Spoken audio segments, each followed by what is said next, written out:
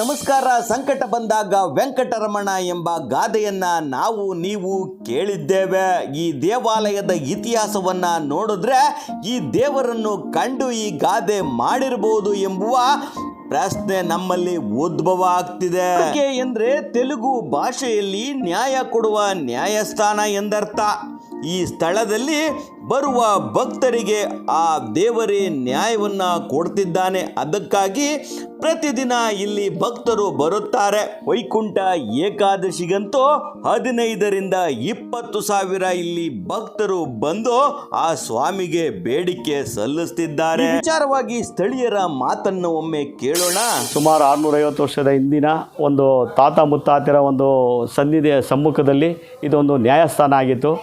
ನ್ಯಾಯಸ್ಥಾನ ಆಗಬೇಕಿರ್ಬೇಕಾದ್ರೆ ಎಲ್ಲ ತಾಲೂಕಿನ ಎಲ್ಲ ಸದ್ಭಕ್ತರು ಇಲ್ಲಿ ಬಂದು ತಮ್ಮ ಅಹವಾಲುಗಳನ್ನು ಕೊಟ್ಟು ನ್ಯಾಯನ ಪಡ್ಕೊಂಡು ಹೋಗ್ತಾಯಿದ್ರು. ಸನ್ನಿಧಿಲಿ ಒಂದು ಅಹವಾಲನ್ನು ಹಾಕಿದ್ರು.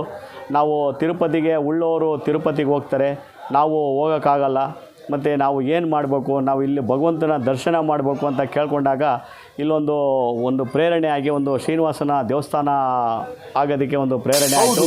ಭಕ್ತರ ನಂಬಿಕೆ ಹಾಗೂ ಭಕ್ತಿಗೆ ಮೆಚ್ಚಿದ ತಿರುಪತಿಯ ಬಾಲಾಜಿ ಬಂದು ತುಮಕೂರು ಜಿಲ್ಲೆಯ ಕುಣಿಗಲ್ ತಾಲೂಕಿನ ಪಟ್ಟಣದಲ್ಲಿ ನೆಲೆಸಿದ್ದಾರೆ. ಸಾವಿರಾರು ಭಕ್ತರ ಅಹವಾಲುಗಳನ್ನು ಪ್ರತಿದಿನ ಪಡೆದು ಅವರಿಗೆ ನ್ಯಾಯಯುತವಾದ ತೀರ್ಪನ್ನು ನೀಡುವ ದೈವ ನ್ಯಾಯಾಧೀಶರಾಗಿದ್ದಾರೆ. ಈ ದೇವಾಲಯಕ್ಕೆ ಮೈಸೂರು ಮಹಾರಾಜರು ಸೇರಿದಂತೆ ಹಲವಾರು ಗಣ್ಯ ವ್ಯಕ್ತಿಗಳು ಭೇಟಿ ನೀಡಿದ್ದಾರೆ. ಒಮ್ಮೆ ಮೈಸೂರು ಮಹಾರಾಜರು ಈ ದೇವಾಲಯವನ್ನು ಜೀರ್ಣೋದ್ಧಾರ ಮಾಡಿದ್ದು ಸವಿನೆನಪು. ಪ್ರಮೋದಾದೇವಿ ಈ ದೇವಾಲಯಕ್ಕೆ ಯದುವೀರ್ ಜೊತೆ ಬಂದಾಗ ಹಂಚಿಕೊಂಡಿದ್ದಾರೆ. ವೈಕುಂಠ ಏಕಾದಶಿ ಹಿನ್ನೆಲೆಯಲ್ಲಿ 15,000 ಭಕ್ತರು ದೇವಾಲಯಕ್ಕೆ ಬರುವ ನಿರೀಕ್ಷೆ ಇದ್ದು ಅವರಿಗಾಗಿ ಆಡಳಿತ ಮಂಡಳಿ 15,000 ಲಾಡುಗಳನ್ನು ತಯಾರಿಸಿ ಭಕ್ತರ ಬರುವಿಕೆಗಾಗಿ ಕಾಯುತ್ತಿದೆ. ಇನ್ನಷ್ಟು ಮಾಹಿತಿಯನ್ನು ತಿಳಿಯೋಣ ಬನ್ನಿ. ಸುಮಾರು 650 ವರ್ಷಗಳ ಇತಿಹಾಸ ಹೊಂದಿರುವಂಥ ಒಂದು ದೇವಸ್ಥಾನ ಇದು. ಕಾಲಾನುಕ್ರಮದಲ್ಲಿ ಮಹಾರಾಜರುಗಳ ಆಳ್ವಿಕೆಗೆ ಒಳಪಟ್ಟು ತದನಂತರ ಊರಿನ ಪ್ರಮುಖರ ಒಂದು ಆಶ್ರಯದಲ್ಲಿ ಈ ಮಟ್ಟಕ್ಕೆ ಇದು ಉನ್ನತಿ ಹೊಂದಿರ್ತದೆ. ನಾವು ಪ್ರತಿ ವರ್ಷ ವೈಕುಂಠ ಏಕಾದಶಿಯನ್ನು ಭಕ್ತಾದಿಗಳ ಸಹಕಾರದೊಂದಿಗೆ ವಿಜೃಂಭಣೆಯನ್ನು ಆಚರಿಸ್ತಾ ಇದ್ದೀವಿ. ಈ ದೇವಸ್ಥಾನಕ್ಕೆ ಭೇಟಿ ಕೊಟ್ಟು ತಮ್ಮ ಇಷ್ಟಾರ್ಥಗಳನ್ನು ನೆರವೇರಿಸ್ಕೊಂಡು ಆ ಸ್ವಾಮಿಯ ಸನ್ನಿಧಿಯಲ್ಲಿ ಅವರ ಹರಕೆಯ ಕಾಣಿಕೆಯನ್ನು ನೀಡ್ತಾ ಇಲ್ಲಿವರೆಗೂ ಬಂದಿದ್ದಾರೆ.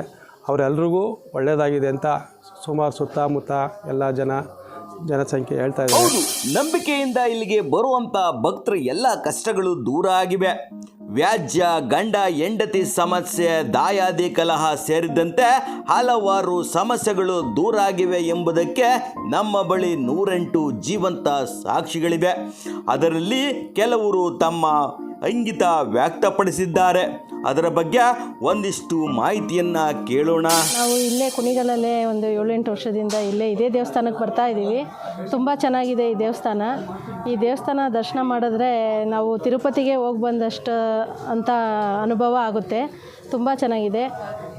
ಕುಣಿಗಲ್ಲಲ್ಲಿ ಬಂದು ನೀವು ಇದನ್ನು ದರ್ಶನ ಮಾಡಿ, ಇದರಿಂದ ತುಂಬ ಒಳ್ಳೆಯದಾಗುತ್ತೆ. ಈ ದೇವಸ್ಥಾನಕ್ಕೆ ಬಂದವ್ರಿಗೆಲ್ಲನೂ ತುಂಬ ಒಳ್ಳೆಯದು ಆಗಿದೆ. ಇದರಿಂದ ಇಲ್ಲಿ ಬಂದ ಮೇಲೆ ನನಗೆ ಭಗವಂತ ಎಲ್ಲದಕ್ಕೂ ಒಳ್ಳೇದು ಮಾಡವನೇ. ಆರೋಗ್ಯ, ಭಾಗ್ಯ, ಮಕ್ಕಳು ವಿದ್ಯಾಭ್ಯಾಸ ಎಲ್ಲ ಕೊಟ್ಟವನೇ. ಅಷ್ಟೇ ಸಾಕು ಅಂತ ನಾನು ಬೇಡ್ಕೊಳ್ತೇನೆ.